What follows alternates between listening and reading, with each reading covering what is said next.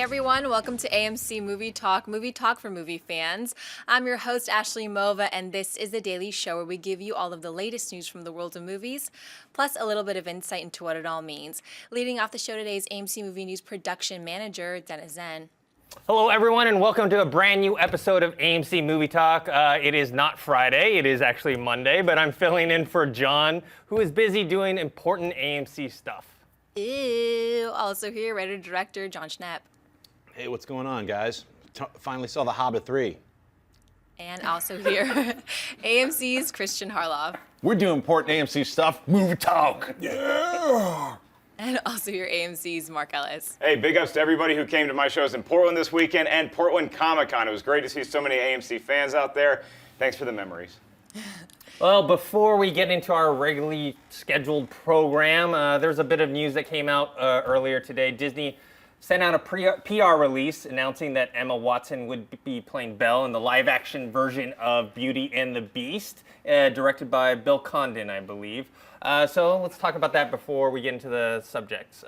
Christian, what do you think? The Condon part of it, you know, I know a lot of people liked when he was brought on to the Twilight thing, but he still did Twilight movies, so he's got to make up some ground with me. But I like the casting of Emma. Watson. Thank you. So Thompson. Not Emma Thompson. Soon to be Ellis, strange. but it's Watson for now. Emma Thompson would be. Anyway, Emma Watson for me, I think, is a great choice for Belle, and I like what Disney is doing now with their properties because maybe they have a lot of confidence. You hope that they have a lot of confidence in what they've done with the Cinderella live remake that's coming out, and it looks pretty cool. So they're going to take these properties, and I think they're doing Little Mermaid also. And Disney's been doing it right. Look, they're doing it right with Marvel. Hopefully they're doing it right with Star Wars. They're paying attention to their properties. So if they give, with her cast, I think this could be a really good thing for the franchise. Mark? Yeah, I've been an Emma Watson fan since long before it was socially acceptable to be so. I think that this is perfect casting as far as the beauty goes. I cannot wait to see who they cast as the Beast. That's going to be some controversy right there. As far as Bill Condon directing it, look, I don't know that he was given great material with the Twilight thing, so I'm interested to see what he can do with a story that is as classic, a tale as old as time, as they sang in the Disney version. I've seen that about 100 times. So yeah, let's see. This is one of the ones that I think will translate onto the big screen as far as live action goes better than something else than some other Disney properties. Well, the question is who's going to play the candle? I would love to play the candle. I would love to see the Beast kind of go back to that classic live action look of Cocteau's movie, where it's almost like a cat.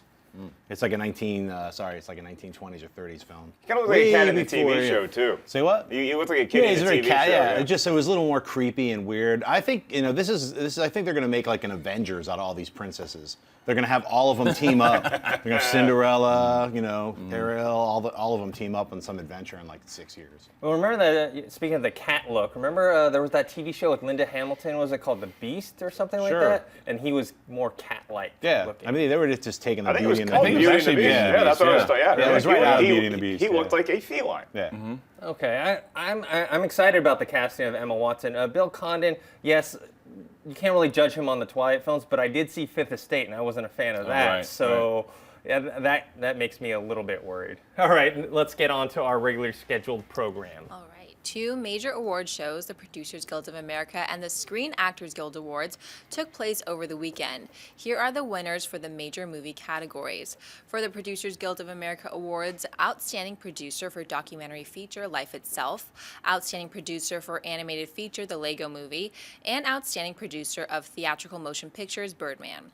For the SAG Awards, Outstanding Performance by a Supporting Actor, J.K. Simmons in Whiplash, Outstanding Performance by a Supporting Actress, Patricia Arquette in Boyhood, Outstanding Performance by an Actor, Eddie Redmayne in Theory of Everything, Outstanding Performance by an Actress, Julianne Moore in Still Alice, and Outstanding Performance by an Ensemble in a Motion Picture, Birdman. Dennis, what do you think of these results, and what do they mean for the upcoming Academy Awards? Well, first off, in the PGA Awards, the two winners of the documentary and animated feature, Life Itself and Lego Movie, weren't even nominated for the Oscars. So that's interesting. And then I guess for the SAG stuff and the main winner of the PGA Awards, it kind of shows some of the categories that are going to be the front runners or almost locks, which are like J.K. Simmons in Best Supporting, Julianne Moore for Best Actress, and I think Patricia Arquette for Best Supporting, just because a lot of the award shows have those guys winning. But for some of the other categories, we're having like kind of a two-horse race. We have Michael Keaton and Eddie Redmayne battling it out. We don't know who's going to win that Oscar. And then Birdman and Boyhood for Best Picture. What do you think, Schnepp? For Best Picture or just in general? Just in general, the awards. Yeah, I'm glad that they honored Life Itself. It was a great documentary, and it is kind of a weird choice that it's not in the nominations for the Oscars, because it was one of the better documentaries that I saw this year. So that definitely stuck out strange. Eddie Redmayne winning and then the Birdman cast winning is kind of like, hey, gift sprinkling. Hey, you can have some and you can have some. So ultimately, we'll find out who it'll come down to in the Oscars. I still think Michael Keaton will win. Mark? I was shocked that Michael Keaton didn't win. I was shocked that Eddie Redmayne. And look, I didn't see The Theory of Everything, and I hear nothing but great things about it. But still, the fact that who's voting for this award didn't give it to Michael Keaton is really, really surprising to me. Life Itself, too. Look, I didn't see a lot of documentaries this year. So that was the one I saw, and I loved it, and I was sure it was going to get nominated for an Oscar. And when it didn't, it surprised me. I don't know what it's going up against, but I'm happy to see it get recognized. And then obviously the Lego Movie, too. I did see a lot of animated movies this year, and they weren't all as good as the Lego Movie, so I'm glad it got something. Christian? For the exact same reason you were shocked that Redmayne won was the reason I think that I'm not shocked that he won, because of what the actors were voting on that, and because when I have seen the film, so to see what he went through as an actor, you could see actors understanding and really not that Keaton didn't do an amazing job, but Eddie Redmayne transforms himself into Stephen Hawking. He just does, as where Michael Keaton plays a very different version of himself. Which again is not taking anything away from him, but I think that you're right. I think that he'll wind up winning for the Oscar. But these two are going tit for tat all over. There's Golden Globes handed out here. They both won a Golden Globe. But I agree with all you guys. Life Itself should have been nominated for an Oscar. We have no one when we were talking about snubs. That was snubbed by us. Right. We didn't even talk about how that one was snubbed, and a Lego Movie, of course.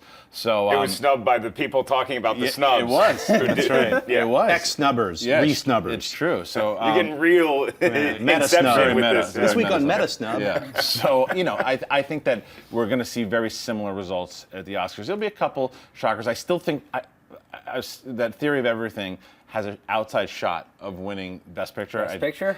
Outside shot. I don't think so. Outside shot. I think that it's probably going to be Birdman or Boyhood. Or Boyhood. Right. Best Picture, who do you have? I'm going to say it's probably going to go to Boyhood, though I think it should go to Birdman. But it's funny that, Eddie Redmayne's come up so much. It's like Michael Keaton's part of a great ensemble cast. He is the lead, but he's sharing screen time with like 7 other people. Theory of Everything, it's those two for most of the movie with just a few side characters. Good call, yeah. I'd have Birdman. I still think Birdman's a front runner to win the Oscar. I think Selma is the one that could sneak up and surprise people. How about you? Best Picture? I think Theory of Everything has a shot. Okay. I think Boyhood's going to win. I think Birdman deserves to win. Yeah. All right, what's next? After a surprisingly successful wide release of American Sniper, the Clint Eastwood film took the #1 spot again at the box office with $64 million. Coming in second place was the newly released Jennifer Lopez film The Boy Next Door with $15 million. Paddington in its second week came in third with $12 million. Fourth place at the box office was Kevin Hart's The Wedding Ringer in second week. And rounding out the top 5 is Taken 3 with $7 million. Christian, what stands out to you about these results? The first thing that stands out is that Jennifer Lopez has $15 million in her bank account to buy all those tickets. But I would say that for me, American Sniper, there's a couple. There's this entire box office. We were talking about this before we started. American Sniper, I thought would make maybe $40 million opening weekend. It has now made 64 in its second week. It's no matter what you think of this movie, it is a juggernaut for what it has done so far. It made like $200 million already domestically here, and it has made so much money, summer blockbuster money. Now get away from that one. I'm glad to see Paddington doing what it's doing. I'm shocked that not only like Strange Magic, no one was really talking about it, but it did better than Mordecai. It did better than Mordecai by like $1 million. And Mordecai, it's just like, dude, Johnny Depp, please, it's like Transcendence and this. He's got to listen to someone. He's got to listen to someone. Who's he making this for? He's like, I still want to make these movies. Do it in front of your mirror in your bathroom. You can still do it there. But let's get back to other stuff, buddy. Please. Schnepp. Yeah, I was surprised at a lot of the box office. I think The Boy Next Door was just really well marketed. They really pushed towards the Latino community.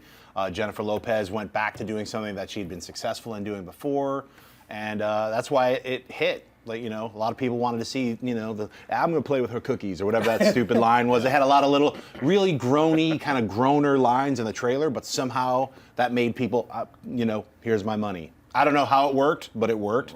So hats off to, all those people. I love that Paddington is still number 3. I saw Paddington. It's a great, fun film.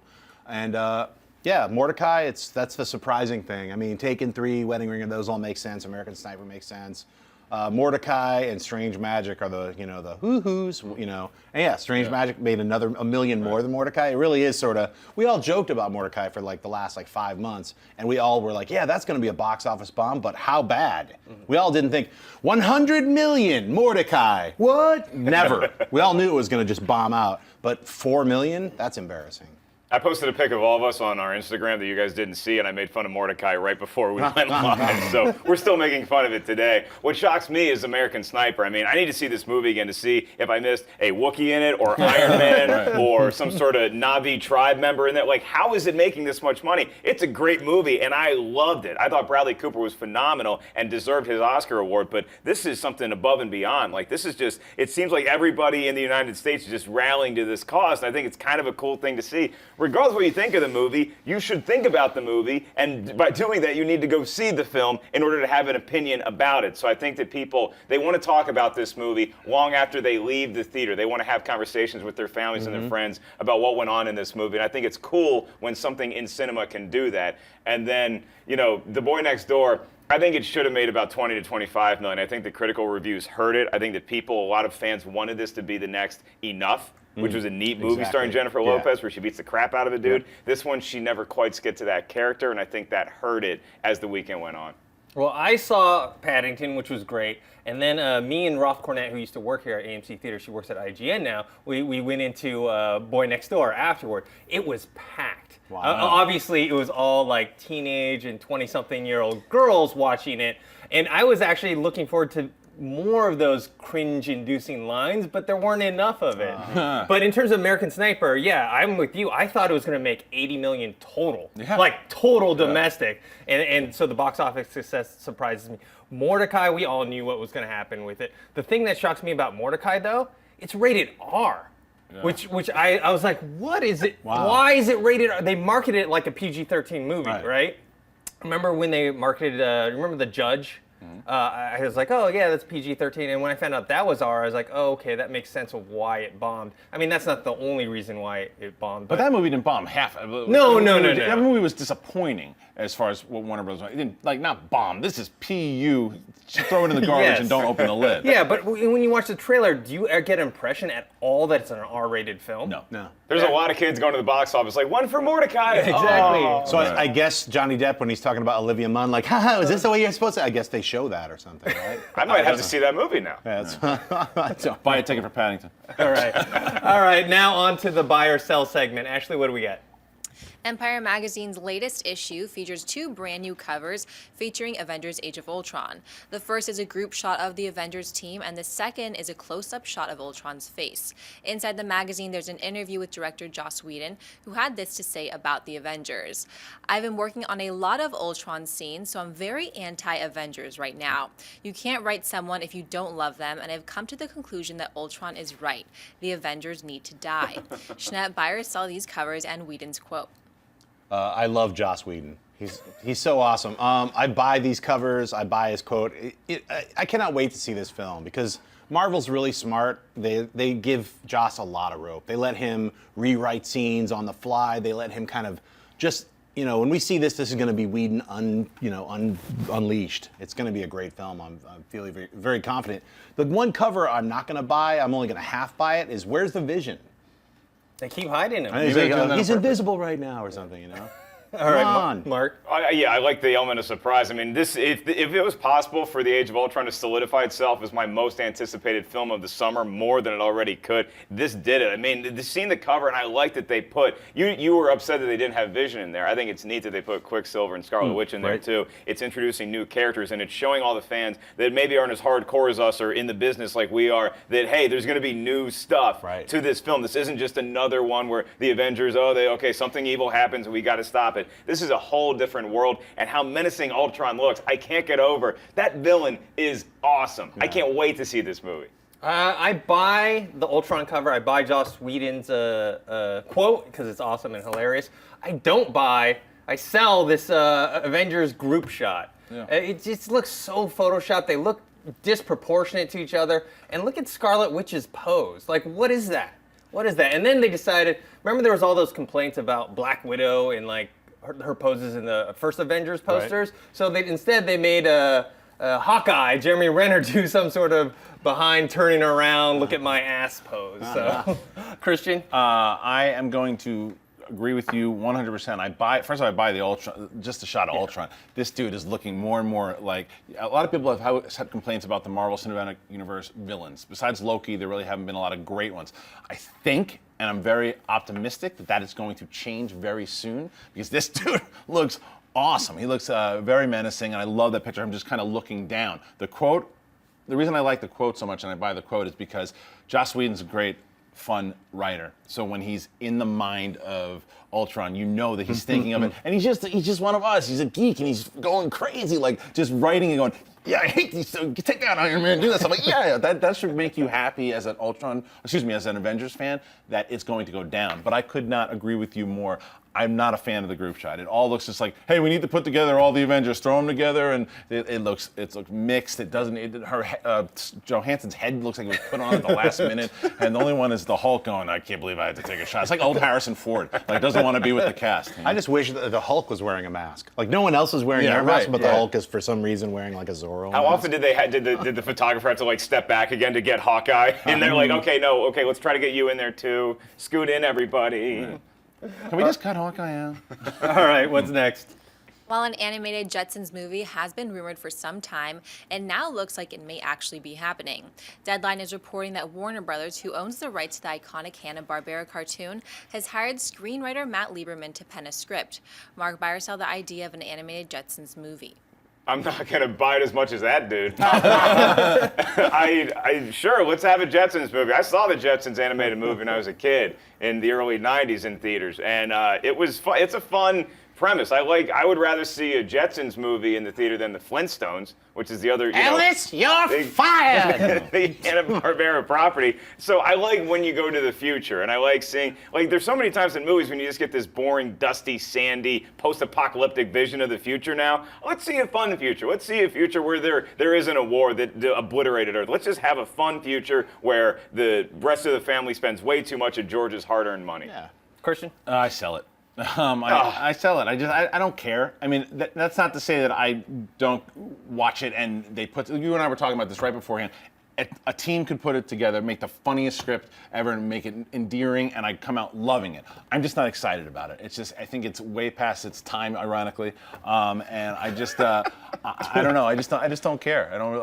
Sorry. Did you care about the Lego movie before it was coming out, or were you Lego? I did care about it because I caught the Star Wars Lego specials that they had done, and I knew that there was going to be. I knew that the team. I was paying attention to the team, but I understood where some people were like, "Who cares about a Lego movie?" I had just been watching those Star Wars things, so I said, "No, this is going to be something." But I understand that point. Well, I'm going to buy it. I'm not super excited for it. And I'm assuming they're going to do 3D animation because 3D animation sells now versus the traditional animation. Right. I always think of Jetsons as, this is going to be a vague reference, but they're like the Silverhawks to Thundercats the way that Jetsons are to Flintstones. They kind of made them because they were the Flintstones were so popular, and they're like, let's make a different futuristic version of this, and I think that's what it is. But I'll look forward to it. Yeah, I mean, I buy that guy's very excited. He's getting a big paycheck. That's all I buy. I mean, look, I don't get that excited when they say, "Oh, we're gonna make the Flintstones, we're gonna make the Jetsons." It's like they used to make half-hour shows every week. I don't like. Was it gonna take 9 more years to make 4 of those put together? It's like how hard is it? Really, to sit somebody down and be like, here, see these 5 episodes that work, just make them slightly longer. We'll pick one of them. It's not rocket science, so I'm not going to buy it like, I just get it done, is all I can say. The Jetsons have been talking about since Chevy Chase was in the Jetsons, It's from the 80s. So. All right, what's next? The latest Eli Roth horror film, Knock Knock, has debuted a teaser trailer at the Sundance Film Festival. The movie stars Keanu Reeves, who plays Evan Weber, a man who has everything, a beautiful wife, 2 wonderful kids, and an amazing house, whose life suddenly gets turned upside down when 2 young women show up unexpectedly. Dennis Byers saw this teaser trailer. I'll buy it. I mentioned several times I'm not the biggest horror fan. This looks kind of more like a psychological thriller horror. So I'm into it. The premise isn't really too unique, but I like seeing Keanu Reeves. I mean, in the right roles, like in The Matrix or John Wick, he can do like a respectable job, and so I think this is one of those movies. Schnepp? Yeah, I'm going to buy it just because it's Eli Roth, and I feel really bad that The Green Inferno got pulled and it's still not released. A lot of horror fans like me were waiting for this movie to come out last year, and I don't know what happened. It just got pulled. The Green Inferno, you can try looking it up. You'll see a poster. There might be a trailer still online. It was a cannibal movie. Come on. Who doesn't love cannibal movies? But this one, even though it feels like Generation the sequel, did you remember that movie that came out? It was like about a year ago. It was Keanu Reeves hanging out with 2 hot chicks. This feels like the same exact movie, only with a horror twist to it. So watch the trailer for Generation and tell me it doesn't feel like the same movie, only spooky style. So yeah, I'm going to buy it. Christian? The trailer itself, the little teaser, I'm going to sell. The movie, I'm curious about, but yeah, it did seem very kind of generic, and I was very upset that at the end when the title came on, it didn't say Schwarzenegger, knock, knock. It's like from Predator. That would have been great. But you know, I'm like that Keanu Reeves is back in the spotlight. I want to see what he does. It looks maybe like it's even a generic Strangers. I don't know, but I think everybody feels the same way about Keanu Reeves. You want him to be in great stuff. I was so happy with John Wick. I got a kick out of it, so I'm hoping. For me, Eli Roth just doesn't do it for me. Like, he hasn't done a movie since Cabin Fever that I really cared about. But hopefully I'm wrong and he turns it around.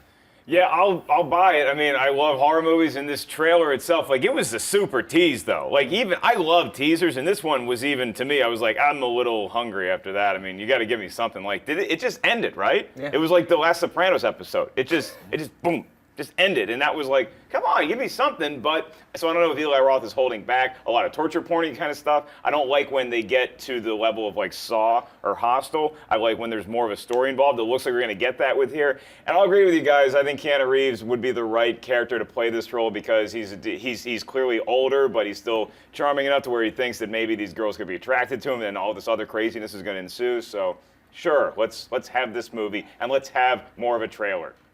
All right, before we get into Mailbag, I want to remind you that we are taking live viewer questions on Twitter. You can tweet us at AMC Movie News, but before then, let's get on to Mailbag. What do we got, Ashley? Bobby D writes, "Hi John, thanks for being a part of my daily commute. My question is, have you or any of the team, Schnepper, Dennis in particular, had a really big fallout over films? It seems like such a coherent team that I'm just fascinated to know if any of you have tiffs with each other." No, Thanks. Dennis, no, I'm tired of it. Ellis, we're done. No, we don't. Just because it's movie opinions. I mean, that's the great thing about movies. Well, if you're rational and logical, you can have heated debates and arguments and stuff like that and be totally on opposite sides. I know you hated Amazing Spider-Man 2. I didn't think it was that bad. I thought it had its moments. You love the Resident Evil franchise. I think they're terrible. But at the end of the day, they're just movie opinions. You know, like, you don't need to go all crazy and fanboy about that type of stuff. You know, we're different, you know, individuals, but we don't have to like yell at each other and scream at each other. How about you guys? Ellis and I fight about stuff all the time. We were talking about Strange Magic right before we got on the air. And even Schnepp and I had a conversation about Hobbit as far as maybe not necessarily just one particular movie, but how they should have been handled. You're absolutely right. It's a matter of opinion. We all watch movies differently. We all see them through your own eyes. So you don't know how you're going to perceive things. And we said this recently on a recent episode. There's reasons why you respond to films and maybe I don't. Certain way, maybe an event in your life that you remember a certain element that makes you watch movies a little differently than I do now too. So it's impossible to say, I can't believe that you didn't like that because we will say it, But you know, it's a back and forth. It's a conversation and it's fun. That's why we do what we do here, is because we can have those conversations. See, I disagree. I'm always right, and everybody else who doesn't agree with me is wrong. I got in a drunken fight in college one time over Indiana Jones, and it wasn't because somebody didn't like it. It's because one of my friends, who I'm still friends with to this day, had never seen it. That's when that upset. Like when people haven't seen classic movies like that, or Star Wars, or Back to the Future. That's when I get upset. If you saw the movie and you didn't like it, that's one thing. But if you never investigated the movie that we all love and celebrate so much, that's when I get upset. And I've already talked too much about this topic. All right, let's move on. Jeremiah Jones writes, "Hey AMC crew, I really love your show. I've been a fan for about a year now. I recently saw The People versus George Lucas, and it makes me wonder about two things. The first is, when a film creator knows that they have a beloved world embraced by fans, at what point does his/her creation stop being exclusively theirs? My second question is, will filmmakers ever directly involve fans in the film creation process? Kind of like an SDCC Hall H planning session to ensure that they are in tune with the masses. Thanks and keep up the great work." Well, I think the key word is exclusively. I don't think so. I mean, once you create something and you put it out there in the world, it's not exclusively yours anymore. And then also, obviously, technically, probably the studio owns it, the corporations. With George Lucas, he actually technically owned Star Wars as well at that time when he made the prequels. In terms of your other part, about kind of like a crowdsourcing in terms of filmmaking, I think that's a terrible idea. We already have horror stories of studios giving like horrible notes, and I'm not talking about like, you know, constructive notes about like, hey, maybe this character needs more fleshing out or this or that. I'm talking about the studio notes that are like, paint that wall red, you know, those type of like nonsensical, doesn't really matter in terms of the film. And also it goes against the whole auteur theory of directing. The director is supposed to be the auteur, the one vision for it. If you have a room of thousands of people giving their input, the movie's going to end up being a mess. What do you think, Christian? They do crowdsource, and it's called the internet.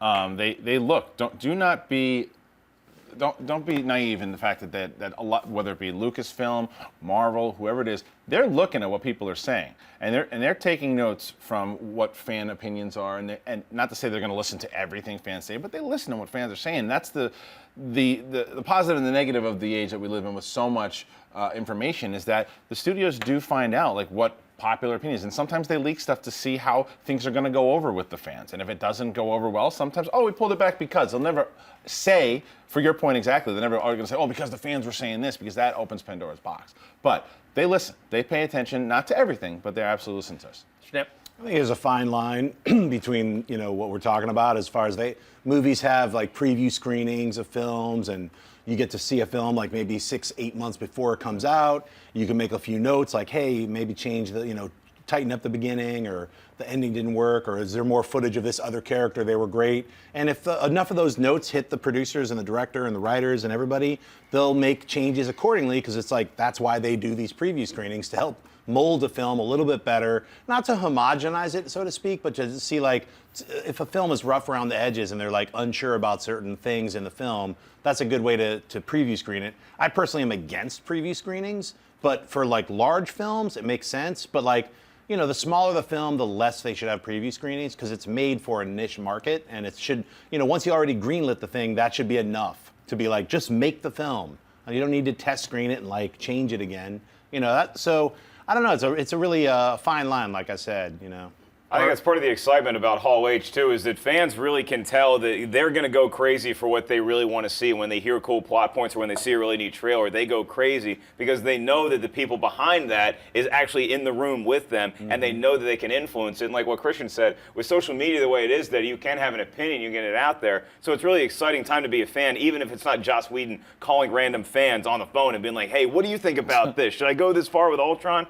And in relation to the first question, I think that there comes a point when certain art transcends who created it. And I think that happened with Star Wars. Star Wars no longer belongs just to George Lucas or even to Disney. It belongs to all of us. It's one of those things, like the Mona Lisa is no longer the property of Leonardo da Vinci. It belongs to all of us. When you play Journey's Don't Stop Believing in any stadium in the world, everybody sings along with that song. It's no longer theirs. It's all of ours. They created it. They still make money off of it. But we all get to celebrate it equally. Well, I agree with you that the studios do pay attention to take notes, and the screenings that they have where they take the audience reaction to, they do fine-tune their movies. But what he's talking about is the film creation process. Like literally, let's have a big Hall H. We're going to make a movie about X, whatever it is. Let's say it's going to be the new Spider-Man movie.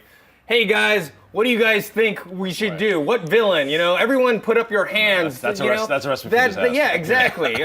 Okay, at this point, should we bring in this person? I think that's a terrible idea. That's actually how Mordecai was made. Is they just said, which character do you want Johnny Depp to Very play? secret convention. Yeah, I mean that question is like, I mean, to me, I didn't want to respond to that because that'll never happen. No. That would be the worst move ever made. Yeah. There'd be 4 different Spider-Mans in Hall H giving different notes. Yeah. Well, they couldn't even decide which Spider-Man to use. They'd be like, oh, well, let's do Peter Parker. No, let's do Miles Morales. Let's do Spider-Man saying. 20. Each guy, and there'll be different guys in mass. Actually. The clone contingent over in the corner. It'll be like 50 different Spider-Mans. Can you guys cast me?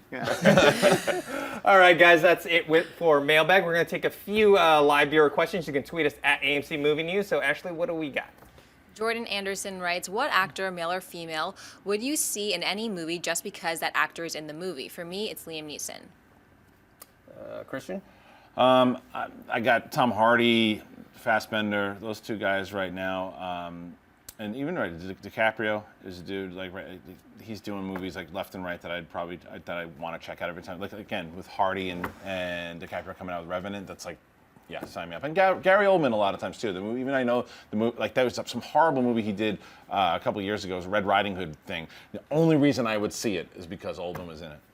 Oh, I have the same people on your list, but I'd add Edward Norton, Sam Rockwell, those guys. Schnepp? I'm going to take all of the people from your list and your list, and then maybe add. Did you already say Fassbender? Yeah. He did. Tom Hardy, you already said it. All right. How about you? I'm going to go Bill Murray. I'll see anything Bill Murray does because it could be an award-level performance or it just could be really funny. Eddie Murphy's another guy that he's not in a lot of movies anymore, and I hate when he makes those family-friendly ones. If he's in something that's not The Haunted Mansion or something like that or Pluto Nash, I get so excited for that dude on screen. Oh, I forgot. Christian Bale. Oh, that's a good one. I even watched Exodus. Boring. Yeah. Anything that the dwarves are in from The Hobbit. All right, what's next? Xander Tanigawa writes, headphones in future theaters so you can hear instead of having distractions when people talk or eat popcorn loudly. If they're Bose headphones. I don't think so, just because of the cost and the worry of someone stealing them. Because, okay, if you make them cheap enough where people can accidentally break them or take them away, then they're not going to sound good. So they have to be expensive ones. What about like kind of what they do in the plane, except better, where you can bring your own headphones? Oh, that's a good idea. Yeah. I'm so excited that Dr. Dre watches this show and writes in. We could all put beats in there. I think this is a great idea. I think this is phenomenal. Anything that gets rid of the fact that there's other people in the theater with me, I think is a plus. I can't stand people in the movie theater. It's less talking and more cell phones. So if you can find a way to make people surrender their cell phone when they come into a movie theater. The one problem with the headphones is when you're seeing a comedy and you want to hear that community laugh together. You want to have that celebration together. But I think overall, if you're going to see something like The Hobbit and you just want to escape the planet Earth for 3 hours, headphones are a great option. I don't know. I don't like the idea of headphones. I think going to see a movie or going to see some kind of theater in the round, so you're all going together, and that's what it's about, seeing a movie together with a bunch of people that you don't know. That's part of the magic of seeing a movie. Otherwise, just watch it at home. You don't have to wear headphones. I think headphones is stupid. I think they should just teach people how to eat properly. Don't chew Doritos with your mouth open. Mouth breathing. Keep your shoes on. Yeah, have a little list. They print it out. Hey, here's some rules for, just general, how to eat in front of other people. Not like a slob and a weirdo and then turn your cell phone off, you moron. It's real simple. You don't need headphones. You moron. Yeah. I think Schnepp should do a promo in front of every movie and say all those things. You disgusting, strange mouth breather. You with the Doritos breath, chewing with popcorn falling all over you and sipping loudly. Here's a couple of things. Turn your phone. That would make me go to the movies early just to see that promo. All right, let's do one more. Okay, Michael Hill writes, who do you think was the breakout star of 2014? Breakout star for 2014 or 15? 14. There's a couple. I'd say Eddie Redmayne. Yeah. I mean, he's up for an Oscar, so I didn't even know who he was up until this last year. I didn't see the movie, but Dan Stevens from The Guest, everybody's talking about that dude from being in The Guest, but that's what I got. I would probably say, and her name escapes me, so she can't be that big of a breakout star, is the female lead in The Babadook. Essie Davis. Essie Davis was fantastic in that, and then comeback player of the year is clearly Godzilla. All right. All right, guys, that's it for the show. I want to thank everyone sitting at the table with me. First off, Mark Ellis, where can people find you? On Twitter at 5150 Ellis, as well as Instagram. You can see the pic that I took of all them before the show. None of them knew they were in it. Good times. Christian? Same thing. Instagram and Twitter at Christian Harloff. Schnepp? Instagram, Twitter at John Schnepp and at TDOSLWH. And our host, Ashley Mova. Twitter, Instagram, at Ashley Mova. Happy Monday, guys. And you guys can find me on Twitter at ThinkHero, on Instagram, Dennis.tzeng. Don't forget to subscribe to the YouTube channel for AMC Theaters. That's youtube.com/AMC Theaters. And have a great day. Hey everyone, if you liked this video, click that thumbs up button and make sure to subscribe to our AMC Movie News YouTube channel. It's free and helps you stay up to date with all the latest movie news, as well as our daily AMC Movie Talk show. Also, make sure that you follow us on Facebook and Twitter to stay up to date with all of our special promotions, contests, and prize giveaways.